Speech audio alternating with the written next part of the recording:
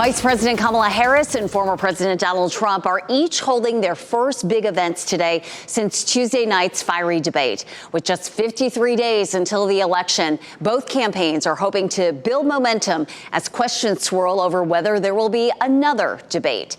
NBC's Peter Alexander has that, plus a new controversy swirling around Trump. Vice President Harris and former President Trump returning to the trail today, traveling to critical battleground states on opposite ends of the country. For Harris, North Carolina, Trump stumping in Arizona. After their contentious debate, the pair putting differences aside to come together with a memorial marking the 23rd anniversary of September 11th. But it comes as Trump is facing controversy over connections to conspiracy theories. Traveling with him recently, Laura Loomer, a conspiracy theorist who last year insisted 9/11 was an inside job. Earlier this week, Loomer sharing a racist post about Harris, who's the child of Jamaican and Indian immigrants, suggesting if Harris wins, the White House will smell like curry, among other things. When asked for comment, the Trump campaign did not address Loomer, simply saying his participation in the 9/11 ceremony was not about anyone other than the souls who are no longer with us. And the Republican governor of Ohio, a Trump ally, is pushing back on baseless conspiracy theories amplified by Trump in the debate about immigrants. They're eating the pets.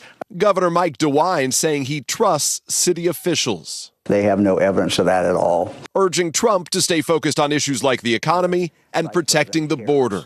And I think the more he can stick to those issues, I think the better off that he is going to be as he goes forward. Following Tuesday's fierce face-off, we're still the underdogs in this race. It's tight. The Harris campaign is calling for another debate, but Trump, who previously insisted on multiple debates, is now non-committal. You know, when you win, you don't really necessarily have to do it a second time. Harris is hoping to capitalize on her strong debate performance, even as some undecided voters say they want to know more about her plans, including how she'd address immigration and the economy.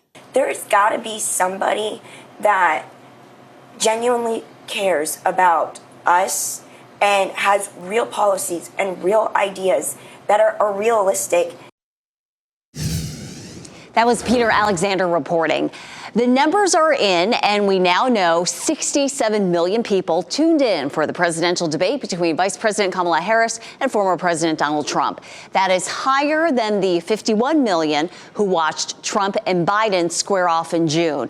And according to Nielsen data, more than 6 million of those viewers were ages 18 to 34, while 16 million were between 35 to 54 years of age. There'll be extra security on Capitol Hill this coming January 6th. That's when members of Congress meet to certify the electoral votes from the 2024 presidential election. It'll be the first election certification since the U.S. Capitol attack of 2021. This time, Congress will have the full weight of the federal government behind its security, including more officers on the ground and technology to detect potential material used in weapons of mass destruction.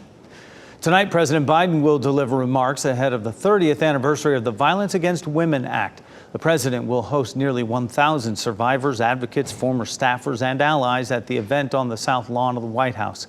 Biden helped write the Violence Against Women Act as a U.S. senator. It extended historic protections and support to survivors of domestic violence and sexual assault for the first time. The Biden administration also plans to roll out new measures to combat gender-based violence. Kamala Harris is coming back to North Carolina today. It's the latest in what has been several visits to our state over the last 6 months. WRAL's Noah Klein is here now with where she is set to speak and when, Noah. Jeff, Harris is expected to hold 2 rallies in the state today. She's set to speak in Charlotte around 3:40, then Greensboro at 6:50. Take a look. New video coming in from our crew inside the Greensboro Coliseum. The Harris team is calling this the New Way Forward Tour. A campaign official tells NBC News her team is entering a new, more aggressive phase. Since Harris became the presumptive nominee, another campaign official said more than 20,000 new volunteers have signed up. The official said nearly 2,000 North Carolinians signed up to volunteer during Tuesday night's debate. Almost a quarter of them were students at campus watch parties. Matt Mercer, a state GOP spokesman, argued Republicans have out-registered Democrats for years because of better policies. Mercer said, quote, Republican leadership in North Carolina is tested and has proven to have a superior ground game. Nearly 61,000 people have registered to vote in North Carolina since Biden stepped out of the race. More than half of them registered as unaffiliated voters. WRAL's Laura Levine will have live coverage of Harris's visit later tonight. No, meantime, former President Donald Trump is set to make his second trip to southern Arizona in less than 30 days. But before he could appear in Tucson a second time, his campaign had to make a deposit of $145,000 up front. That required deposit came about because he failed to pay an $81,000 bill from a campaign event at the Tucson Convention Center from 2016. That bill was for 180 police officers to patrol inside and outside the TCC Center for 6.5 hours. Trump is scheduled to begin speaking at 5 p.m. our time.